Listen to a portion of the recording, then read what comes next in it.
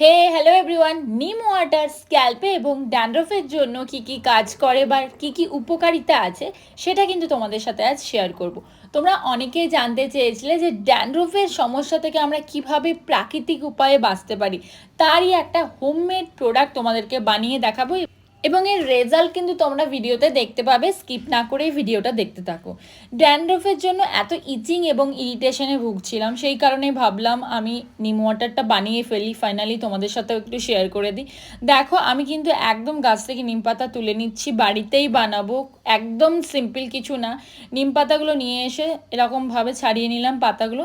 তারপর কিন্তু আমি মোটামুটি 20 মিনিট থেকে আধা ঘন্টা ভালো করে এটাকে ফুটিয়ে নিচ্ছি। তোমরা কিন্তু চাইলে কোকোনাট অয়েল বা হেয়ার ক্যাপসুল অ্যাড করতে পারো। তারপর দেখো, ভালো করে হেয়ারটা কিন্তু আমি ওয়াশ করে নিয়েছি। যদি তোমরা ড্যান্ড্রফ শ্যাম্পু দিয়ে ওয়াশ করো তাহলে কিন্তু শুধুমাত্র স্ক্যাল্পে ড্যান্ড্রফ শ্যাম্পুটা দেবে এবং ভালো কোনো শ্যাম্পু লেন্থে দেবে।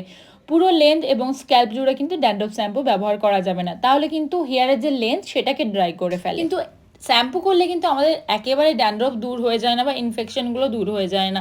একটু একটু ড্যান্ড্রফ কিন্তু আবার অনেকের বিকেলে ফিরে আসে বা পরের দিন আবার ফিরে আসে। এই প্রবলেমগুলো সলভের জন্য দরকার নিম ওয়াটার, যার মধ্যে রয়েছে অ্যান্টি ফাঙ্গাল এবং অ্যান্টি ব্যাকটেরিয়াল প্রপার্টিজ, যা খুশকি কমায়, ত্বকে ইরিটেশন বা ইচিং থাকলে সেগুলো কমায়, চুলের বৃদ্ধি করে এবং স্ক্যাল্পের যে কোষগুলো থাকে সেগুলো কিন্তু অনেক স্ট্রেংথ বাড়ায়। তাছাড়াও স্ক্যাল্পে শুষ্কতা কমায়, মানে হাইড্রেশন প্রোভাইড করে। এরপর একদম নর্মাল ওয়েদারে নিম ওয়াটারটা ঠান্ডা করে নিয়ে এরকমভাবে স্প্রে বোতলে কিন্তু স্টোর করব। নর্মালি রাখলে 2 দিন, আর ফ্রিজে রাখলে মোটামুটি 6-7 দিন আরামসে ফ্রিজে রেখে ইউজ করতে পারবো। এরপর দেখো, একটা মোটা কোমের সাহায্যে এভাবে সেকশন বাই সেকশন করে কিন্তু একদম রুটে ইউজ করতে হবে, ঠিক আছে? হেয়ার ওয়াশ করবে, হেয়ার ওয়াশ করার পর কিন্তু ভালোভাবে হেয়ারটা শুকিয়ে নেবে, ভেজা যেন না থাকে, ঠিক আছে? হেয়ার শুকিয়ে নেওয়ার পরে এইভাবে একদম রুটে ভালোভাবে স্প্রে করব।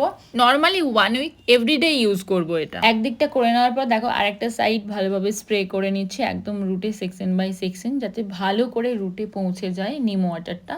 এবং ব্যাকেও কিন্তু আমি সেমভাবে করে নিয়ে হালকা হাতে মাসাজ দেবো, ঠিক আছে?